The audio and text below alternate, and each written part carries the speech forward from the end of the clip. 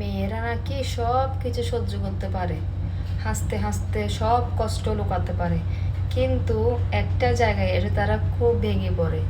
আর তখনই শুধু একজনই নামটাই মুখে আসে, সেটা হচ্ছে মা। হাজার মানুষের ভিড়ে একটা মানুষ না থাকলে সব কিছু ফাঁকা লাগে, আর সেটাই হচ্ছে মা।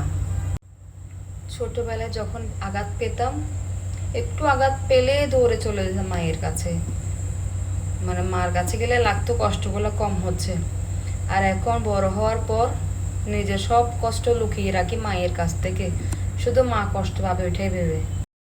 বিয়ের পর মেয়েরা শক্ত হয়ে যায়, সব কিছু সামলাতে শিখে, কিন্তু মাঝরাতে নিস্তব্ধে কান্না করতে করতে আবার ছোটবেলার কথা মনে পড়ে যায়, আবার ছোট হয়ে যায় মাকে খোঁজে।